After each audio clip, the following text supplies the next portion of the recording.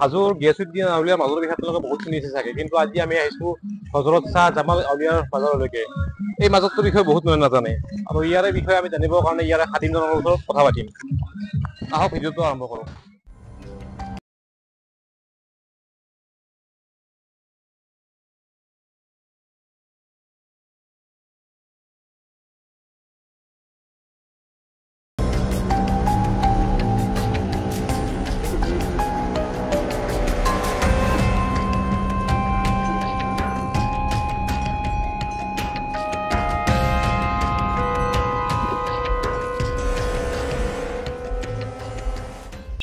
এই মাজাৰটো আছে হাজোৰ পুৱামক্কা পাহাৰৰ পিছফালে থকা এখন বেলেগ পাহাৰত।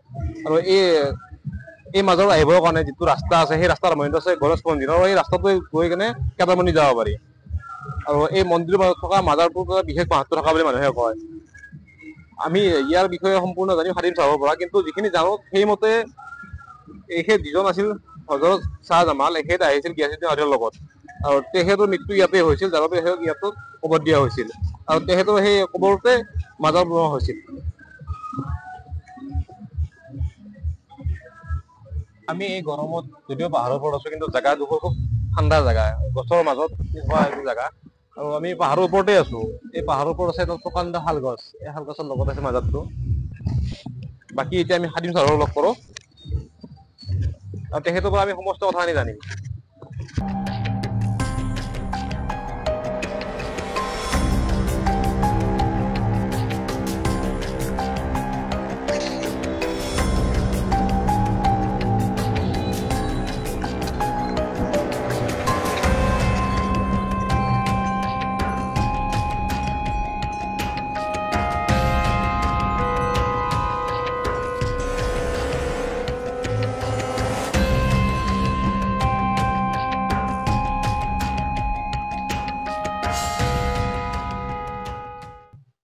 তো আমাৰ লগত আছে হজৰত শ্বাহ জামাল মাজাৰৰ খাদিম চাহাব ইছমাইল হুছেইন।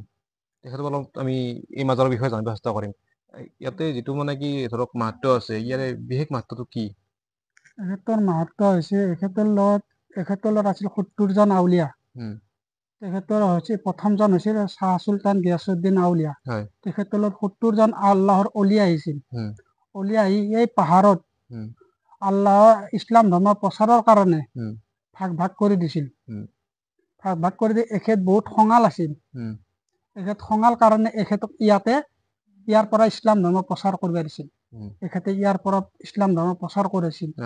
আৰু বাদ বাকী কেইজন সেই মাজাৰৰ পৰাই মানে এতিয়া য'ত পুৱামক্কা আছে, তাতে বাকী কেইজন থাকিছিল, বাকী এখেত অকলে ইয়াতে এই জংঘলৰ মাজত আছিল। তেতিয়া এখেতৰ কথা কোনো তাৰমানে এখেতে বহুত ৰাগিয়াল খঙাল আছিল। খঙালৰ কাৰণে এখেতক ইয়াৰ পৰা ইছলাম ধৰ্ম প্ৰচাৰ কৰিছিল। প্ৰচাৰ কৰি আৰু তেতিয়া তাৰ খৰচ বহন সেই শ্বাহ চুলতান গিয়াছুদ্দিন আউলিয়া কৰিছিল। ইয়াৰ পৰা ইয়াতে আহি তেওঁলোকে যেতিয়া মানুহ একান্ত মানে এই দৰবাৰত আহিব শ্বাহ জামাল ৰহমাতুল্লাহ আলাইহিৰ মাজাৰত, সেইটো বস্তু যিমানে আল্লাহ খাস নিয়তেৰে আহিব, তেওঁ সেই নিয়ত যাতে আল্লাহ কবুল কৰি লওঁ। আল্লাহটো আমি ডাইৰেক্ট আল্লাহক নাপাওঁ না, এওঁলোকৰ অচিলাই আমি আল্লাহৰ ওচৰত বিচাৰিব লাগিব। প্ৰথম আল্লাহ, আমি আল্লাহক বিচাৰিবলৈ আল্লাহে কৈছে মই দুনিয়াত পঠাই দিছো, তোমালোকে মোক আল্লাহৰ অলিৰ অচিলাই মোক বিচাৰ, তেতিয়া তোমালোকৰ সহজ হৈ যাব। তোমালোকে যি মনত আশা লৈ সেই আশা তোমালোকে বিচাৰ, তেতিয়া তোমালোকে সহজ হৈ যাব তোমাৰ পাৱাটো। বাকী আপোনালোকৰ ইয়াতে উৰুজ হয় নে? উৰুজ হয়, একেলগে হয়। উৰুজ ভাগ ভাগ কৰি নহয়, শ্বাহ চুলতান গিয়াছুদ্দিন আউলিয়াৰ লগত একেলগে হয় উৰুজটো। মাঘত যিটো চান ফুকাব, মাঘ মাছে ফুকা চান হ'ব লাগিব। যিটো মাঘ মাছে ফুকাব সেইটো ফাগুনতো কৰিব পাৰে। সেইটো ফাগুনতো সেই পূৰ্ণিমাহত চান, কোনো তাৰিখ নাই। চানৰ লগত উৰুজটো হয়, আৰু দুটা জাগাতে একেলগতে হয়। ইয়াতে আপোনাৰ ধৰক সপ্তাহৰ কোনটো বাৰত মানুহ বেছি আহে? সপ্তাহত এতিয়া এইটো মাজাৰত আহে বৃহস্পতিবাৰলৈ বহুত হিন্দু মুছলিম গোটেই মানুহ আহে। ইয়াত বৃহস্পতিবাৰ গোটেই মানুহ ভৰ্তি হৈ যায় ইয়াতে বৃহস্পতিবাৰলৈ। ইয়াতে ধৰক পৰিচালনাৰ বাবে কমিটিটো আছে, তাৰোপৰি ধৰক আপুনি ইয়াতে আছে খাদিম চাহাব, আৰু আপোনাৰ লগত কোনোবা?